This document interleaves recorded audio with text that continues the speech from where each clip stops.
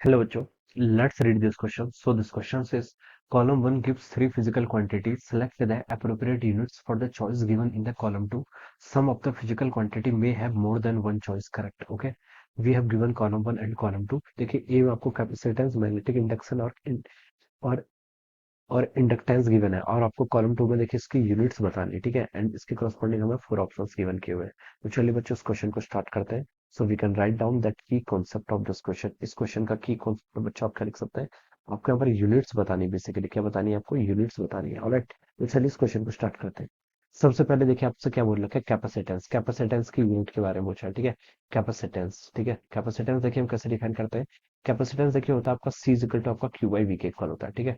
ये आपका basic formula होता है किसका? आपका कैपेसिटेंस का, ठीक है। अब देखिए इसको अगर हम मैच करें तो देखिए क्यू क्या होता है? क्यू की यूनिट हो सकती है आपकी कुलम हो जाएगी, ठीक है। और बाई वी, वी की यूनिट क्या हो जाएगी? वोल्ट, ठीक है। तो इसको हम लिख सकते हैं कुलम्ब वोल्ट इनवर्स, ठीक है। तो ये तो आपका बिल्कुल एक यूनिट तो आपकी होनी है, ठीक है। तो पी में देखिए आपका ओम सेकंड दे रखा है। ओम सेकंड आपकी हो नहीं सकती है, ठीक है। क्यू वाला आपका ऑप्शन हो सकता है, ठीक है। क्यू वाला आपका ऑप्शन, ठीक है। क्यू तो है ही, मतलब आपका कुलम्ब वोल्ट, ठीक है। तो क्यू आपका आंसर करेक्ट हो गया। तो हमने लिख लिया, देख लिया, एक तो आपका क्यू आ गया, ठीक है। और कोई ऑप्शन आ सकता है, देखिए ऑप्शंस की तरफ भी देख लेना, देखिए ऐसे बहुत यूनिट्स बन सकती हैं, ठीक है। लेकिन एक बार हम यहाँ पर भी देख लेंगे ऑप्शंस की तरफ, ठीक है। तो हमें इतना पता चलेगा कि क्यू तो डेफिनेटली है। तो क्यू के साथ देखिए आपका क्यू है, तो बच्चों हम यहाँ पर से आर आर की तरफ मूव कर सकते हैं, ठीक है। आर की तरफ देख सकते हैं। आर के देखिए कुलम स्क्वायर जूल इनवर्स, ठीक है। तो यहाँ पर से देख लेते हैं। एक कैपेसिटर में एनर्जी स्टोर को क्या लिखते हैं? यू इक्वल टू होता है आपका क्यू स्क्वायर बाई टू से, ठीक है। और यहाँ से आप सी की यूनिट क्या लिख सकते हैं? क्यू स्क्वायर बाई यू लिख सकते हैं, ठीक है। और क्यू की यूनिट क्या होती है आपकी? कुलम। तो ये हो जाएगा बच्चों आपका कितना? कुलम का square divided by you. You की आपकी एनर्जी स्टोर्ड, इसकी एनर्जी स्टोर्ड की यूनिट क्या होती है? जूल। ऊपर जाएगा कितना हो जाएगा? जूल का इनवर्स, ठीक है। तो कुलम स्क्वायर जूल इनवर्स, ये आपका आर वाला भी ट्रू आ रहा है, ठीक है। तो बच्चों आर वाला भी क्या हो गया? ट्रू हो गया, ठीक है। तो देखिए हम तो सिर्फ यहीं से बता सकते हैं। ऑप्शन में देखिए अगर आप एग्जाम दे रहे हैं तो एग्जाम में तो आपको सिर्फ ऐसे ही टिक कर देना है कि इसका सेकंड ऑप्शन क्या हो जाएगा? करेक्ट हो जाएगा, ठीक है।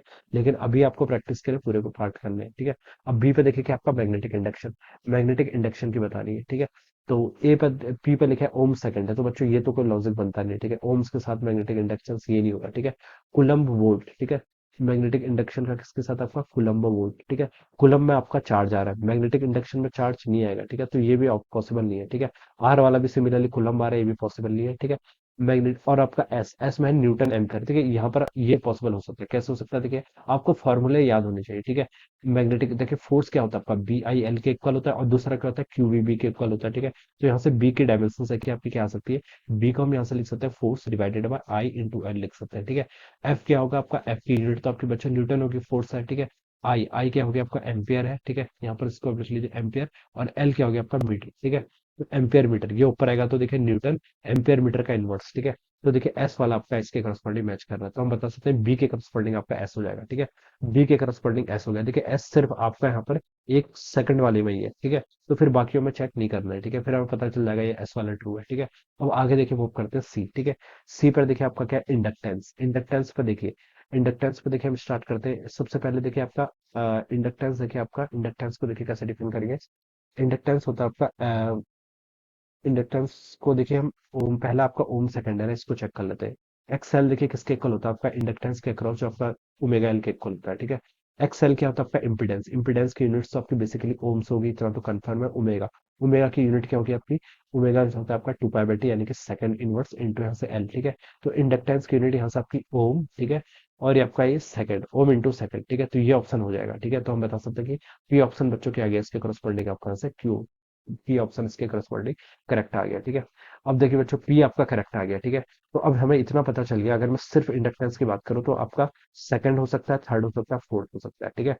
तो यहाँ पर से आपको पता चल गया। अब देखिए आपका एक और यूनिट चेक कर लेते हैं, आर एंड एस में भी चेक कर लेते हैं, ठीक है। आर में देखिए क्या कर रखा है? कुलम्ब स्क्वायर जूल इनवर्स, ठीक है। क्या गिवन कर रखा है आपका? कुलम्ब स्क्वायर जूल इनवर्स, ठीक है। तो ये आपका फॉर्मूला हो सकता है कि कूलम्ब की फॉर्म में तो नहीं आएगा, देखिए क्योंकि इंडक्टेंस में देखिए आपकी एनर्जी स्टोर क्या होती है? करंट की फॉर्म में होती है, मैग्नेटिक एनर्जी स्टोर्ड होती है, ठीक है। तो यहाँ पर आपका ये कूलम्ब वाला एक्सप्रेशन नहीं आना चाहिए, ठीक है। तो आर वाला ऑप्शन आपका हो नहीं सकता, ठीक है। और न्यूटन एम्पेयर ये तो होगा नहीं, ठीक है। वोल्ट सेकंड एम्पेयर इनवर्स, ये ऑप्शन भी बच्चों आपका पॉसिबल नहीं है, ठीक है। ये ऑप्शन भी क्या होगा आपका? पॉसिबल नहीं होगा। इसको आप देखिए कैलकुलेट भी कर सकते हैं, लेकिन हमें देखिए ऑप्शन देख के पता चल गया कि आपका पी ऑप्शन क्या है पर करेक्ट आ रहा है, ठीक है। सिर्फ पी ही करेक्ट आ रहा है। तो ये ऐसे देखिए हम इसको चेक करके बता सकते हैं, ठीक है।